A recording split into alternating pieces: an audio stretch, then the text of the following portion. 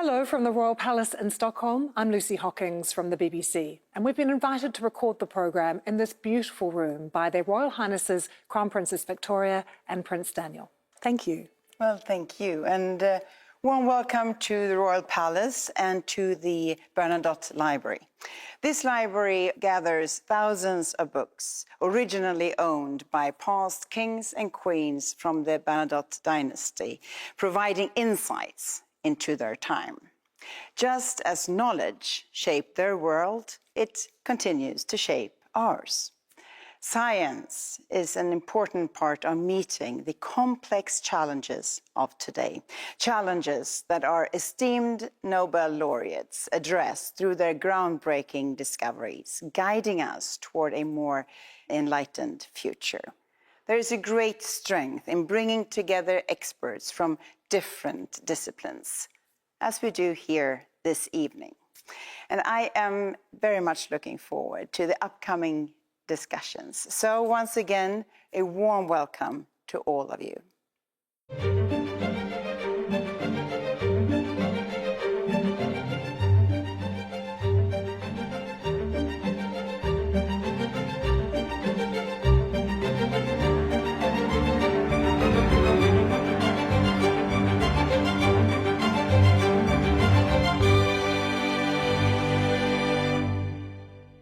Laureates, thank you so much for joining us. This is the first time that you've gathered all together. It is my first time here too. It is an honour and a privilege for me to be here with you in beautiful Stockholm. So thank you for having me. And with us here in the audience are some of your friends and family I know as well, and some students from here in Sweden who have some wonderful questions they're going to be asking us later. So we're looking forward to hearing from them. We're going to look in turn at the work that you've all done. But I wanted to start by getting a sense of what it takes to become a Nobel laureate. And Omar, I thought I'd start with you. You've been awarded, Omar Yagi, the Nobel Prize in Chemistry. But when I heard your story, all I thought was what a determined young man you must have been to come from a family of refugees in Jordan and then today to be sitting here with us. Would you describe yourself as determined? Yeah, I guess so. And it takes passion, I think. I mean, I fell in love with molecules when I was very young. I didn't even know they were molecules. I was just attracted to their beauty. Omar, we're in this very beautiful library, and it was a library in a library you first discovered True. Chemistry. Yes. Well, in my school, when I was 10 years old, the library was actually supposed to be locked during the break, and it's supposed to have an attendant that would watch the students and make sure we're well behaved. Well, I thought maybe I'd give it a try and see whether it's open or not, whether the door is unlocked, and certainly it was unlocked. And I went in there, and there I found a book that had these molecular drawings. I was captivated by them. I mean, I felt like I discovered something that nobody ever saw before. Philippe Agagnon, you're the Nobel laureate in economics, but as a young person, you were so motivated by your social consciousness and things. What is it that got you into economics? So I was, maybe the post-1968 generation in France. We wanted to change the world, make the world a better place. I was a militant in a left-wing party, and I would hear economic reasonings, all seemingly logical, leading to opposite conclusions. And I said, how can I find out who is right and who is wrong? And I started questioning myself. And to this day, I never stopped questioning myself. It was the idea to better understand the world, to help transform it. Fred Ramsdell, you are the Nobel laureate in physiology and medicine. And your story of how you found out that you had been awarded a Nobel Prize is quite something, and I think says something about your character. Can you tell us the story? My wife and I and my dogs tend to go backpacking and camping every chance we get. We just love to be out in nature. And so we were off, and up at about 8,000 feet east of Yellowstone National Park in Wyoming, it snowed. I didn't know it was the weekend they gave out, or the week they gave out the Nobel Prizes. I had no clue. We had no cell service. My phone was in airplane mode. We drove through Yellowstone, and my wife's phone connected, And I was outside walking the dogs around in a little campground, and she started screaming in the car.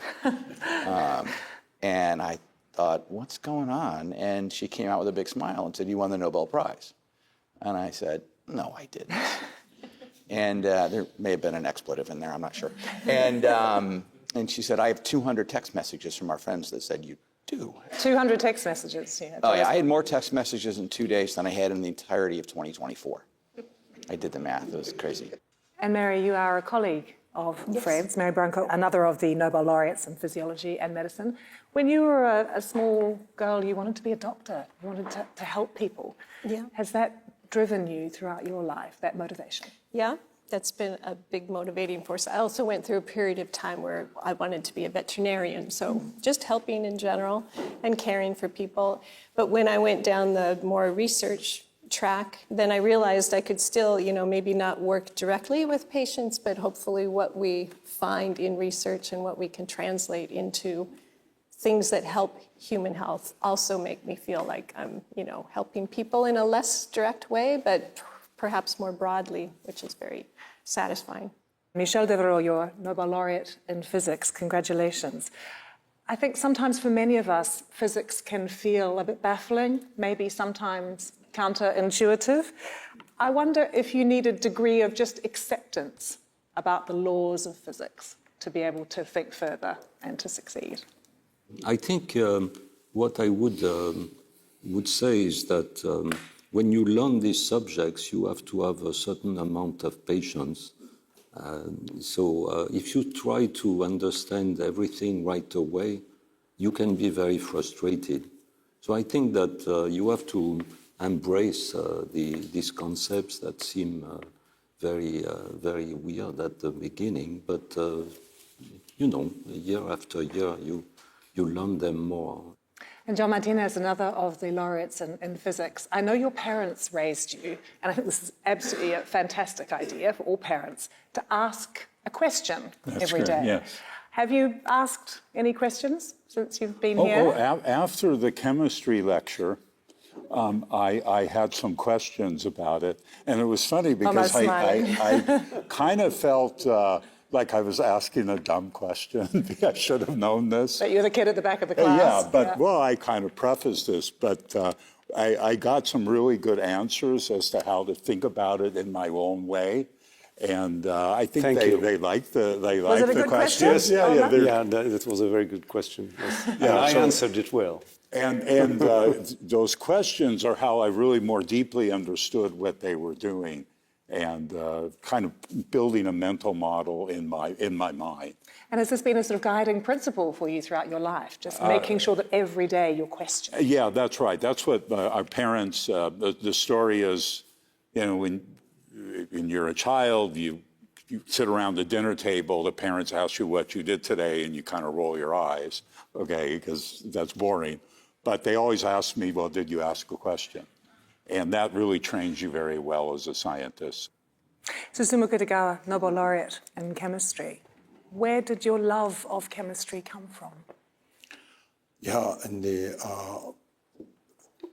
I think when I was a junior high school student, maybe 10 years old or something, in the elementary school, they had events in just hiking outside or the sports event. So several times it rains. Everything stopped. I was so sad. And so one day I want to be a scientist to control weather freely. But still, we could not do this. But this is my big motivation that time. Wanted to control the weather? Yeah. Okay. We can't even predict the weather. John Mokia, Nobel laureate in economics, you have reached, I think some would say, a summit in your career. Your life could have taken a very different path, though, when you were a young man. Yes, well, I was serving in the military in Israel, and I went to take tests to become an officer. And at the end of the day, you went in for a 5-minute interview, and they were told if you passed, you were going to become an officer or not. And so I walked in, and there's this psychologist, and he opens my dossier, and he looks at me, and he smiles, and he says, Joel, says, you are not fit to lead or to be led. And so at first I was crushed, but upon reflection, it occurred to me that the only thing I could do in life was become an academic. Because you do not lead and you are not led. You are self-employed. What makes, I think, a good academic, and that's, I think, everybody around this table must be sharing that with me, is self-discipline. Well, let's turn now to the work that has won you all your awards. And we're going to start with economics. Let's have a look at the work. Over the last 2 centuries, for the first time in history, the world has seen sustained economic growth. The laureates in economics, Joel Mokia and Philippe Aghion, together with Peter Howitt, explained how innovation and new technologies are essential to further progress and why competition policy, letting new and better products outcompete companies with older ones, is needed for growth to continue. This process of creative destruction creates conflict that must be managed. Otherwise, innovation will be blocked by established companies and interest groups that are put under threat. If innovations are to succeed one another in a self-generating process, we need not only to know that something works, but also why. Before the Industrial Revolution, a lack of this knowledge made it difficult to build on new discoveries. The laureates' work can support policymakers in creating research and development policies. Joel, we've become used to the idea that our economies just keep growing year on year with occasional blips, but that we become richer all of the time. But that hasn't always been the case, has it? I mean, what's changed? Well, in fact, not only that it hasn't always been the case, if you consider human history to be, say, a 12-hour clock, okay? Real growth started at 5 minutes to midnight. For most of human history, the good old times may have been old, but they weren't good. People were poor. The vast bulk of humanity lived on the brink of famine, disease, death, and misery. We're living in a world that is radically different. And the question is, how did we become that way?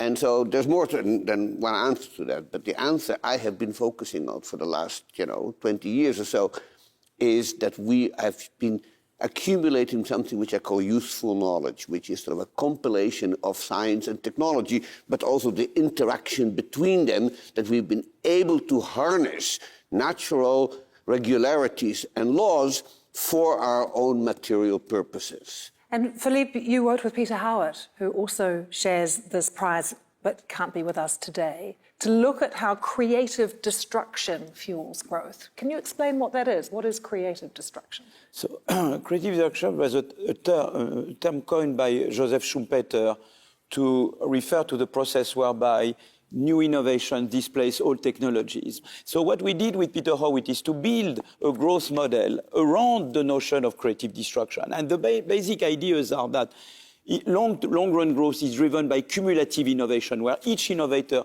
stands on giant shoulders. We build on previous innovations. The second idea is that innovation do not come from heaven. They're done a lot by, of course, researchers, but entrepreneurs who pursue innovation because they want to make a profit out of it. They want to, if you make a better product, you get a rent. And the third idea is creative destruction. New innovation displaces old technology. But at the heart of the paradigm, there is a contradiction.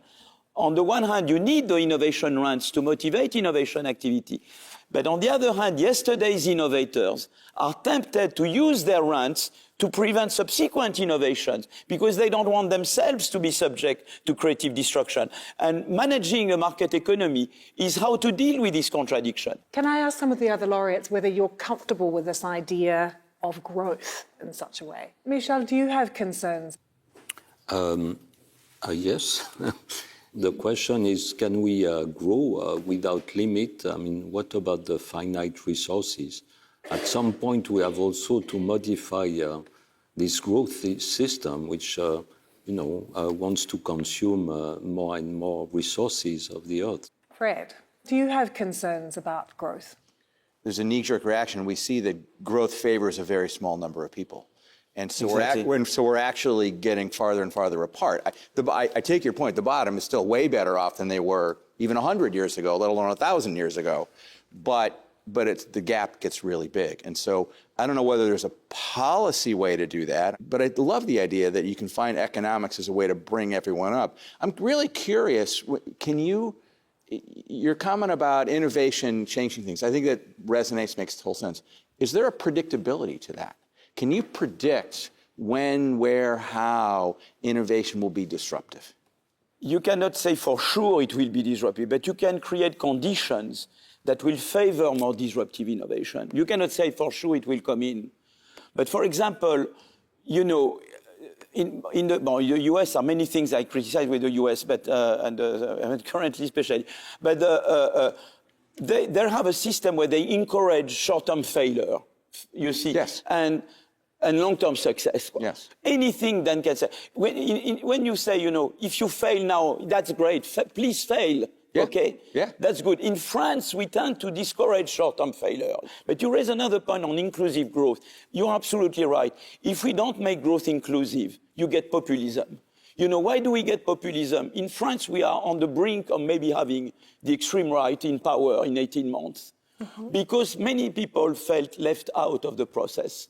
And I think it's very important that growth be inclusive. Let me add one small point to that, and that is that the kind of processes that Philippe and I are working on are beneficial on average. But the average conceals the fact that there are winners and that there are losers. And there are almost no inventions I can think of that did not involve somebody losing. I mean, you look at one of the most famous invention in history, which is the invention of the printing press in the middle of the 15th century. So there's a whole army of people who's made their living transcribing books by hand, copying them by hand. And all these copiers basically were put out of business by the printing press. And so the question is, how do you make the losers accept the changes? And I think we've made some progress on that. The welfare state's purpose, to a great extent, was to look at the people who are either losers or potential losers and say, look, if you are to be put out of work because of this innovation, there is a safety net. Okay. We have some students from around Sweden in the audience with some burning questions for our laureates. Oscar. Europe has had a great progress regarding new innovations, everything from the art of printing to the steam engine. But today it seems like the progress has stagnated a bit compared to the US and China. So my question is, does the regulatory landscape in Europe hold us back? And if so, do you have an advice to give? Philippe.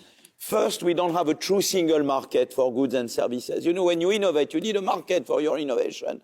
It's a segmented, each European country has its own regulation. We call that gold plating. We don't have a true single market. The second thing is that we don't have a proper financial ecosystem. I was telling you about risk-taking. You need to be able to fail in the short run. Venture capital helps you there. We are totally below in Europe. And we don't have in Europe the equivalent of the DARPA, the Defense Advanced Project Agency, this kind of pro-competition way to do industrial policy. Europe is a regulatory giant and a budgetary dwarf. And that has to change. Well, we're going to move on now to look specifically at the work done by our chemistry laureates, Susumu Kitagawa and Omar Yagi. Let's have some background now as to why you, along with Richard Robson, have been awarded this year's Nobel Prize in Chemistry. Susumu Kitagawa, Richard Robson and Omar Yagi are rewarded with the Chemistry Prize for their work on building molecules together into structures, which the Nobel Committee called molecular architecture. They worked out how to build constructions with large spaces between the molecules through which gases and other chemicals can flow. These rooms could be used to harvest water from desert air, to capture and store chemicals that humans want to get rid of, including carbon dioxide in the atmosphere, to deliver pharmaceuticals to specific organs in the body, or to trap ethylene gas from fruit to make them ripen more slowly. They can be used to separate PFAS, a group of so-called forever chemicals, from water. Omar, what for you is the most sort of exciting application as a result of your research? We can trap and store hydrogen for clean energy, take CO2 out of the air to clean the air, and as we have done, taking water out of the air to make drinking water. That's remarkable. So I think that the most important contribution here in terms of creating porosity is the fact not only can you create skeletons that are porous, but you can also design them and craft their interior, customize their interior on the atomic molecular level with precision so that they are tailored for specific properties. So Sumi, this feels so significant as a discovery. Would you say that we are entering a new age? Yeah, and we are entering. In the 19th century, the people used coal, and 20th century in the petroleum. Our century, it's an age of gas. That I told you, in the air is widely distributed. So even the very small countries, but they can freely use this air. So that's very important. I'm wondering what the rest of you, I mean, I'm looking at your face, That's Mary. pretty, yeah. Well, I had one first question was, how long ago did you realize the power of the MOF? You know, how many years ago? Well, I think the initial discovery came we reported in 1995, and that was how do you take constituents of matter, which are inorganic and organic, combine them together and still make an ordered system, such that things come together in an ordered fashion. And in the case of our work, that the pores would be homogeneous in size and shape. That's almost like a miracle. I think many people probably feel that they're concerned about climate change as well, and that we're still wrestling with this idea of how you can take CO2 out of the atmosphere. But what you're saying is we definitely can. It's been solved. Well, already MOFs are deployed in cement plants to take up CO2 out of flue gas before it reaches the atmosphere. Okay, so that's right there is a demonstration that we can trap CO2 in an economic fashion. Now, out of the air is a little bit harder. You know, we've put in the air, since we started burning fossil fuels, more than 1,100 gigatons of CO2. Okay, that's a lot of CO2 that we have to take out of the air. This is the extra CO2 that we must take out of the air. This is the CO2 that's causing climate change. This is the CO2 that's screwing up our planet. So we have now materials that can do that. So if we know how to do it. So I would go as far as to say that the scientific challenge of cleaning the air from this extra CO2 is done. So what, if that's done, what is missing is what? Political will and I think economics, society, the money to do it. I mean, as scientists, we find solutions to problems facing society, but society has to have the will to take our findings and say, in this particular case, this is a global problem and requires many countries, at least the G20, to decide this is a crisis that we need to address now. My question was with AI. Many people criticize AI, saying AI consumes lots of energy. And my view is that AI may also help us save a lot of energy. Is it the case that in your area, the use of AI would help you in your attempt to use what you do to clean up the air? AI could help us speed up discovery, help us in scaling up these materials, help us achieve better answers, help us in asking new questions. And so for the last 3 years, I've been transforming my group into an entirely AI group that combines experiment with AI, where we can feed these models not just the positive results, but also the negative results. And these models become a lot better. Okay. And we have another question now from one of our students, Anastasia. Hi. Hi. I'm wondering, how do you see AI being integrated into medical science without jeopardizing the ethical standards and the quality of research? I think it's critical that we actually be able to use AI tools, to access the data. But you're correct in that there's the potential for misuse in some of that. And I don't know that there's a great solution to that. Certainly there will be regulatory roles there, et cetera. I know that becomes challenging, but I do think there's going to have to be some oversight and some control around that. I also think, though, that it's going to help with identifying new hypotheses, new approaches that we can all take at the very early stages of understanding biology and translating that into meaningful medicines. So I do think it'll have a really positive result at early stages as well, where I would worry much less about privacy and other issues around those sorts of things with AI. What are your thoughts, Mary, on AI? The kinds of data that are being generated and analyzed really can't be handled by a single human brain. We have to use AI to make sense of it, but there also has to be the scientist to sort of understand what questions are to be asked and what the next steps are. But certainly the power of AI makes things possible. My biggest concern is using large databases in which some of the input data is just frankly wrong. So you've got to be able to ensure you've got quality, right? But I do think it has really incredible value in some of the healthcare industry, and particularly in some of the large databases. And I think Mary can speak to this much better than I can, but I do imagine that it's going to revolutionize the way we process and deliver healthcare. Let's move on now to the laureates in physiology and medicine and the work that they've done. Here's a short introduction to why they won their prize. The body's powerful immune system must be regulated. Otherwise, it might attack our own organs.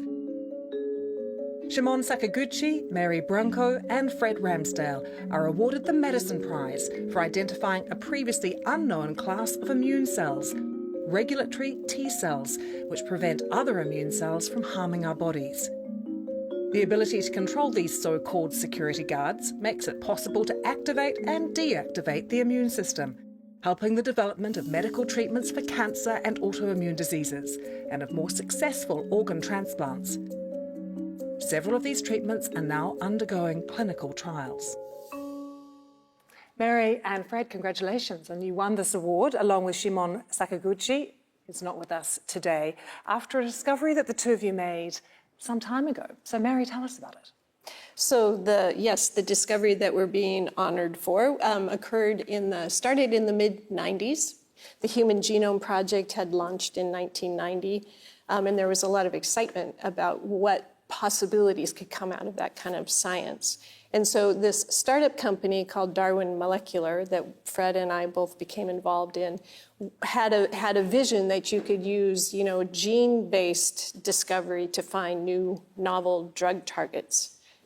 So start a project that's based on just an interesting phenotype, so an interesting, biological trait. And if you could understand the genetic basis of it, perhaps that would lead to sort of a novel way of getting to a drug target that could be developed into a therapy. And one of the main biological areas that we were interested in was autoimmunity and the immune system. And so, yeah. And Fred, it's already having an impact in terms of treatment. It's starting to, absolutely. I mean, so what Mary discovered and what we and Shimon discovered as well is that the gene that she found and that we've characterized controls and is responsible for a very small population of cells in our blood and our tissues that keeps us from getting sick. So most of us don't have MS and most of us don't have Crohn's disease, and it's because of these cells. And so now we know about these cells. We didn't really have a good handle on them before. So now we understand the cells that essentially keep our immune system in check from destroying our own bodies. Normally it's designed to protect us from pathogens, right? The immune system keeps us safe from COVID and flu and whatever else, but it also recognizes our own tissues sometimes. And these cells prevent that. And so now we're actually, what we couldn't do in 2000 was really take advantage of that, because the technologies didn't exist to do cell therapy or even gene therapy in any particular realistic way. 25 years ago. Today, you can't. So many people are affected by autoimmune diseases. My son has celiac disease, for instance. So, of course, my question is, could this lead to a cure? Most of my professional life, no one in my business wants to talk about cure. You want to talk about therapy and treatment because cure is a really high bar. It's not that people don't want to be cured. It's just a really high bar. But we want to talk about cure because I think there is the possibility of that. Now, we're a long way from that still, but you can see how this develops into a cure. You can see the path forward. You know, there's a lot of hills and valleys between here and there, but at least you can see where you're going. Mary, that word cure is so powerful as a word. How does it feel to be working, doing research on something that could lead to a cure? Well, I couldn't have predicted at the time that we would be talking like this. I mean, the work started 30 years ago. And as Fred said, the idea of actually using cell therapy was really not even contemplated. You know, it was something we could not have predicted at the time we started. And Joel, I know your wife is an immunologist. It's sitting there in the As audience, well. and Listening with fascination, I'm sure. yeah, she's listening with fascination. Now, Has she given you a question to ask? Well, I don't know. I mean, we've been. She and I wrote one paper together in the 51 years that we've been married. 56 years that we've been married.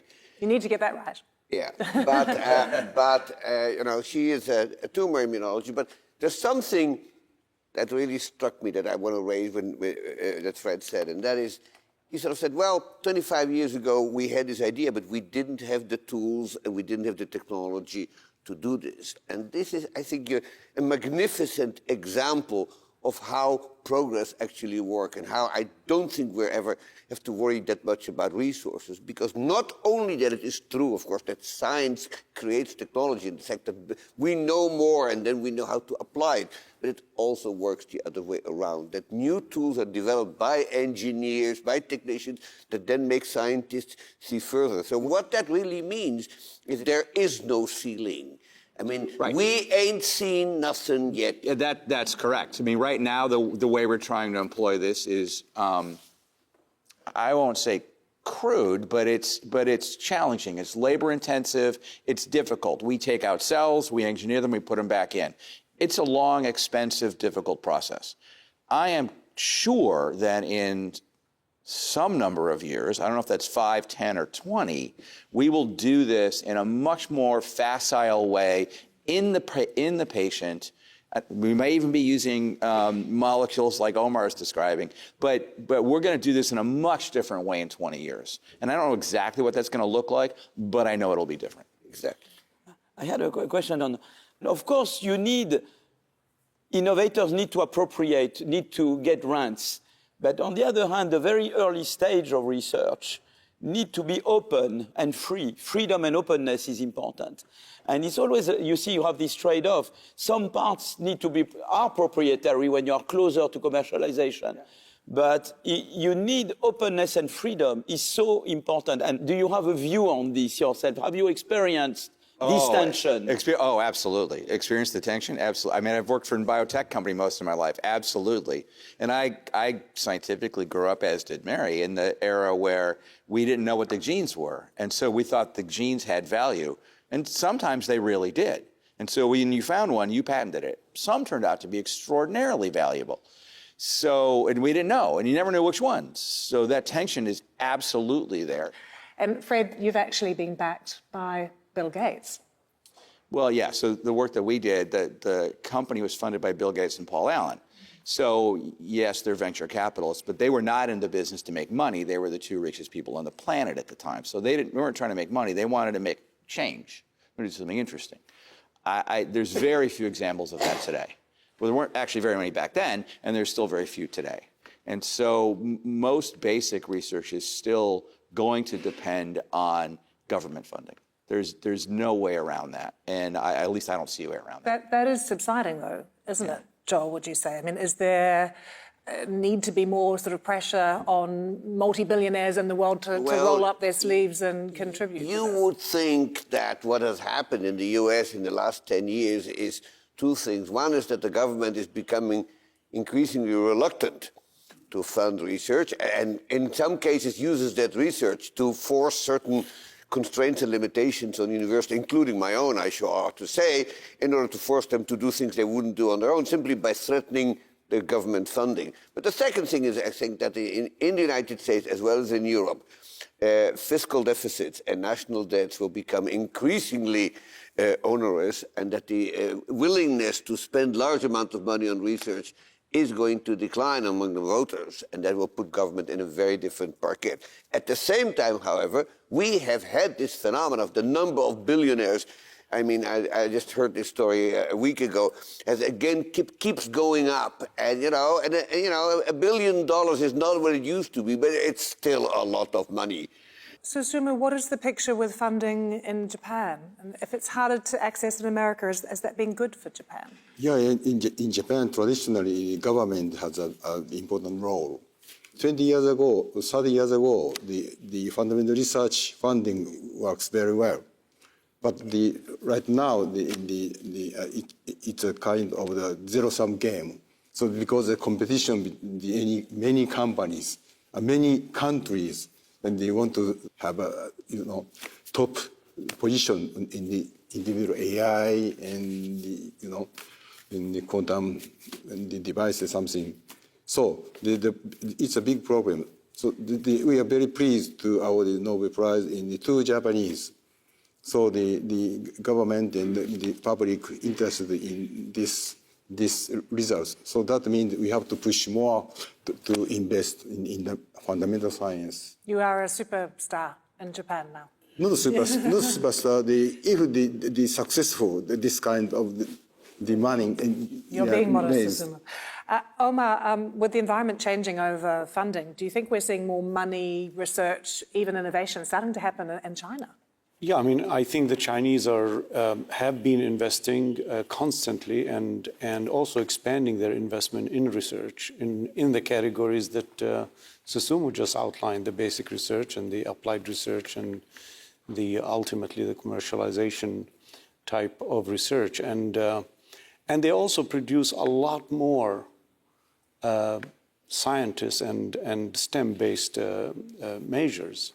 So, I mean, compared to, let's say, the US, China produces 35% of their graduates are scientists and engineers, while in the US, I think it's around 5 to 6%. Well, let's move on to another question that we've had from the audience. Ebba. Thank you. Was there any moment in your career or during your research when you began to suspect that your work might one day be recognized with the Nobel Prize? Or did it come as a surprise when you received the call? Okay, excellent. John? You shouldn't do this kind of research for the Nobel Prize. It's just an award bestowed on you by chance. But you know what you all know what I mean. But it's just the doing of the science that's the real thrill of science. Wonderful, thank you so much. The last award we're going to look at is the Nobel Prize in Physics. Let's have a look at the work. We're used to a world where if you throw a ball against a solid wall, the ball will always bounce right back. In the quantum world, things are a little different. If you fire a subatomic particle like an electron at a barrier, most of the electrons will bounce back. But there's a chance the electron will tunnel through to the other side. For a long time, this phenomenon was thought to occur only on a tiny microscopic scale. But this year's laureates in physics, John Clark, Michel Devoret, and John Martinez, showed that this effect could be reproduced in electrical circuits in the real macroscopic world. This discovery has been harnessed by scientists in making modern quantum chips and paves the way for the development of the quantum computer. The Nobel Committee said there is no advanced technology used today that does not rely on quantum mechanics, including mobile phones, cameras, and fibre optic cables. Now, John, this idea of quantum tunnelling, which you illustrate so well, when the electron burrows through the energy barrier, that was originally held to be impossible by conventional physics, wasn't it? I mean, this must be seen as a big breakthrough, what you've done. So the idea of tunneling actually is quite old. It proceeded after the understanding of quantum mechanics. But what was different about our experiment is that tunneling has been understood for, let's say, how electrons and fundamental particles work. But this is now expanded to something we called macroscopic variables. And in this particular case, we make electrical circuit that's, you can see with your own eyes. And then it's the current and voltages of that electrical circuit, which is composed of billions of electrons, that tunnels in some mathematical way, that tunnels into a new state of the electrical circuit that we measure. Wow. Michel, some of the applications of your research, can you explain for us? If you can assemble a lot of quantum bits, you can build a quantum computer. And so that's what our discovery has essentially enabled, the building of quantum machines. Machines where quantum mechanics functions at the macroscopic level, at the level of information processing, for instance. There's been a decline in young people taking physics at school. It's really hard to find teachers to teach physics. Does there need to be a change in how it's taught? Yes, certainly there's a big effort to be done in popularizing quantum mechanics. People have done it, but there's a lot more to do. And I think some of the experiments that have been done in the last 20, 40 years, if written in a popular way, I think could teach quantum mechanics in a much more intuitive way. Yes, I think that the saving grace here is that there are more and more experiments that actually embody the basic principles. The problem with quantum mechanics is it was reverse engineered. The laws were reverse engineered from very complicated phenomena. And, isn't there a famous statement attributed to Richard Feynman who said, if you think you've understood quantum mechanics, you haven't understood it? Yes, but this shouldn't be quoted too often, because in some sense it's discouraging, and I think it's wrong. But I also think we've learned a lot since that quote. And and he popularized the idea of making a quantum computer, and that effort by us has made it, I think, a lot more clear. Yes, so I think that what you will see is there will be more and more machines and experiments that would clarify the concept of quantum mechanics. Can I ask, Mary, you about education? Because, of course, with STEM subjects, not enough students now are doing them, but particularly girls, and more girls are taking STEM, but they're still underrepresented. Do you think some of the messaging needs to be changed? I think so. I think, like you say, I think there are more girls going into STEM and more young women going into higher education in the STEM subjects. But I think the situation could improve even further, I guess, with more, role models. So I think we need more women at higher levels in the education system, academia, corporate world, the pharmaceutical industries, et cetera, would, I think, demonstrate to more and more young scientists coming up what the possibilities are. Like a Nobel Prize. Like a Nobel Prize. That helps, yeah. But thank you. And another question from one of our students, Kate Moasi. How can we promote more outside-the-box thinking in an educational system that still remains largely unchanged and is still largely dependent on, for example, students recalling single correct solutions? John Mokia. I grew up in a country, Israel, which has been at the frontier of technological growth in many areas. Israel went from a poor third world country, which it was in the 50s, to a country with a GDP that's higher than Italy and Spain. And that's exactly because they have defeated, to some extent, this sort of inertia that high schools impose on students. Now, what is true, of course, that it's not true for everybody. But one of the sort of empirical regularities of innovation is in the fact that most of it is done by a relatively small number of people. And, selecting those, pulling them out, and giving them this special training and moving them ahead understanding that these are the people that are going to get the economy going, that takes out-of-the-box thinking as well. We teach science not in the way that students like to learn science. So I think we need to change our technique. We need to make it more relevant. We need to give examples about applications and work in a way, go from applications to fundamental principles, make it more interesting.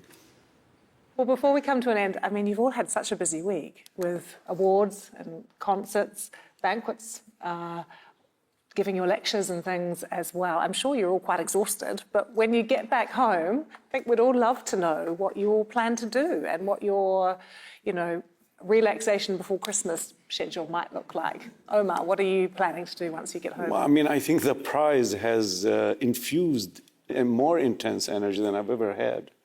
And there's so much more to do. And so, yeah, I mean, after the announcement, I went right back into the lab. I never took a day off. That doesn't sound very restful, Omar. What do you do to relax? I feel restful because I'm doing the stuff that I love. I will say that Philippe and I agreed last summer, long before either of us dreamed about the prize, to write a book together. And just having listened to, people sitting around this table, I have much more energy, because what I understand is exactly that new ideas are not getting harder to find, because now I hear these fantastic advances in human knowledge, in things that I thought were beyond, our understanding. Autoimmune disease, CO2 capture from the atmosphere in large quantities, a new physics of energy. I mean, how can anybody say that all the low-hanging fruits have been picked and that everything important that can be invented has been invented? Okay, we're going to write a book that will finally put those these techno-pessimism, to bury it so deep under the ground that nobody can ever find it again. And we're going to write a book that will drive that home. And thanks to the Nobel Prize, we're going to get a much larger advance.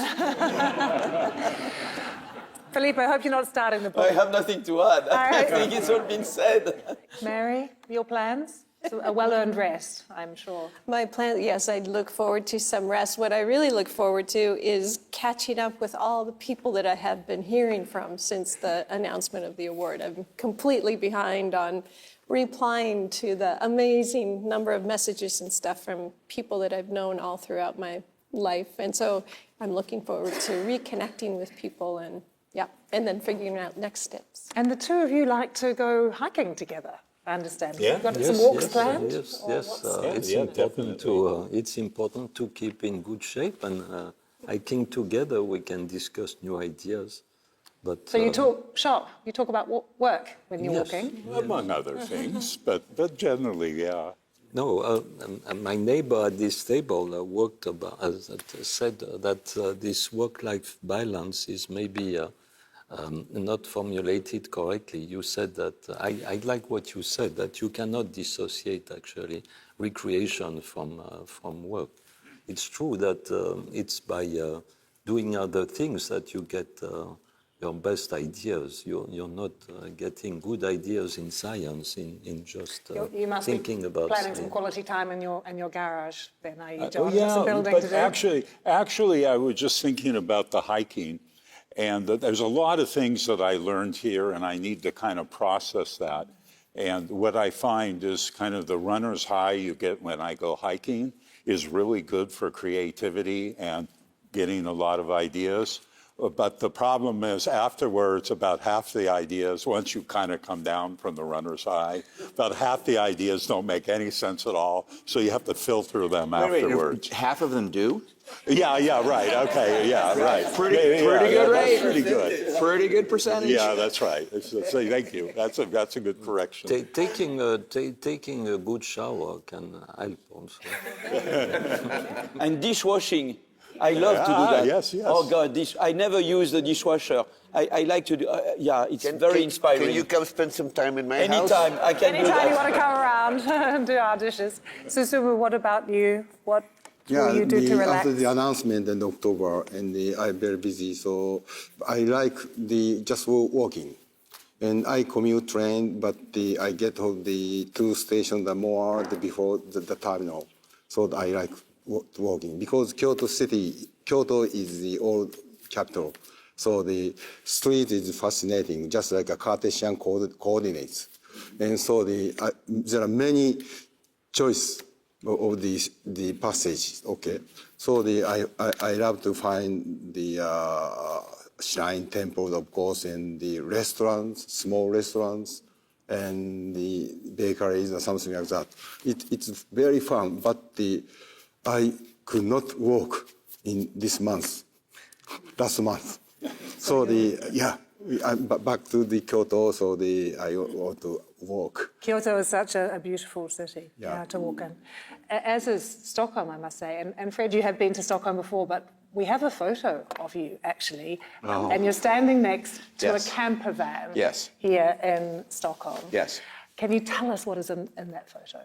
Yes, so it was 2002, 2004, I don't remember what year it was, and I'm dressed much more in my normal fashion, which is blue jeans and sandals and a T-shirt, I think. And I was just on holiday here with my wife and some friends, and we were walking around the Nobel Museum area, and I think the museum had just opened up, but outside there somewhere was a small caravan or travel trailer that said Nobel Museum on it.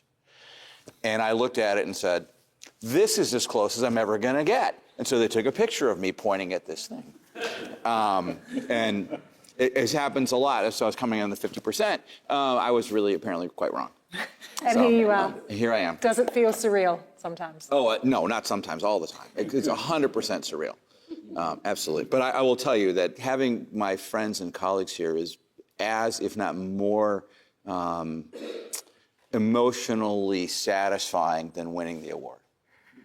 Thank you all very much. Thank you. Well, that is all from this year's Nobel Minds from the Royal Palace in Stockholm. It has been an absolute privilege to have this fascinating discussion with some of the best minds in the world. And I'd like to thank Her Royal Highness, Crown Princess Victoria and Prince Daniel for being here with us today, and to all of you here in the audience as well. From me, Lucy Hockings, and the rest of the team, goodbye.